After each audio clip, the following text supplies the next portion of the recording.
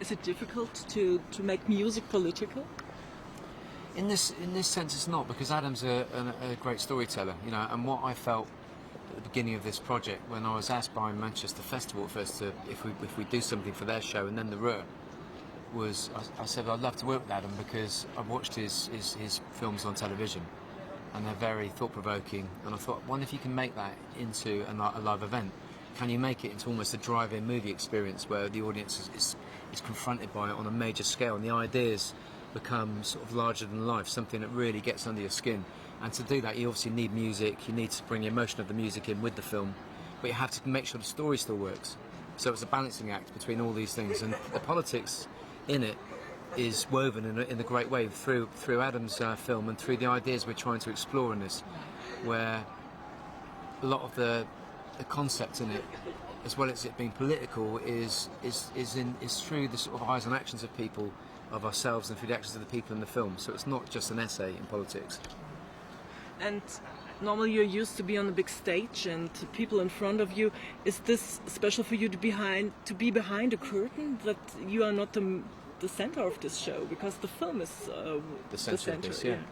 Absolutely. The idea is to try and be a part of the film and appear within the film, and to break out of the film as well. So we've balanced it by taking some of the ideas and making them more extreme in places, doing set pieces, so the film is interrupted and destroyed and corrupted by the ideas within the stage and the stage show itself and the music itself. So it changes, it starts off in one way and ends up another. You know, the idea is it's a set of moods and scenes, almost like an opera.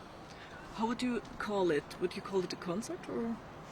It's not. I mean, it's difficult to describe, really. You know, there's no real word for it. It's really down to the audience to decide what it is. I know it sounds kind of slightly offhand and pretentious, but it's neither one or the other. You know, and if it works, it's somewhere between the two, the film and a concert. And you want the people to go otherwise in than out. You like that they have a message with them when they go out, to change something, to change their life. Is it like that? I think it's an inspiring piece of work. It discusses the place we're at the moment, how we got there through the history of the last 50 years. And I think it leaves you with a sense of where you are in that space and what you can do about it. I find it empowering, because it unravels things you're aware of, but in a very different way than you normally see. So it demystifies things, and it then gives you an opportunity to see where you fit into it. And again, anytime that happens and you start to see things more clearly, you're given an option then to improve and to make a difference. We are all part of a system, and it's so hard to escape of the system. Is this also a message for us to do something, not to keep so quiet as we are all the day, all the night?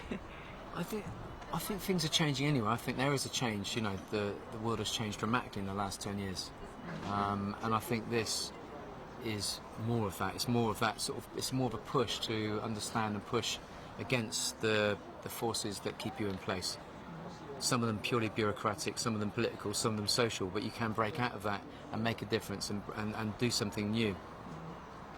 And Adam Curtis' films, they all reveal something that we haven't seen before. We can see systems we haven't imagined before, and we are part of it, and we are a little bit helpless. Is it like that?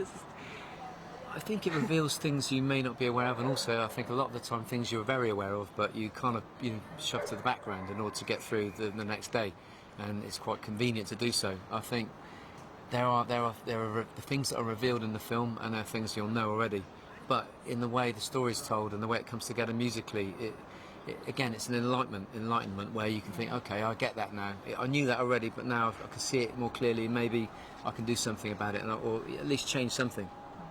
But it's not particularly meant to be a call to arms. It's not a wave. It's not flag waving, and it's not finger pointing. It's more of just here we all are together in this situation. What do you want to do about it? And also, we as part of the television, we are part of the system. And so are we. We know. and we take very much we take responsibility for our place in it. As we're part of the media too. We've always, whether it's television or records or music, radio, magazines, internet, we've been a part of the whole growth of that. And we've used it as well as abused it in the same way as everyone else has. So we're not pointing any fingers here. And it's difficult to find a new way. Is it like that? To find a new way out, or not? No, I don't think so. I think people are finding new ways to sort of like to change the sort of their place politically and socially at the moment. That's happening very rapidly. I think this is just a new way of telling that story.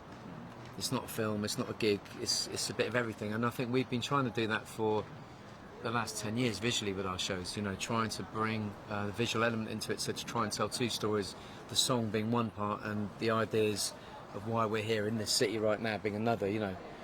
This is a much more complete and complex way of doing it.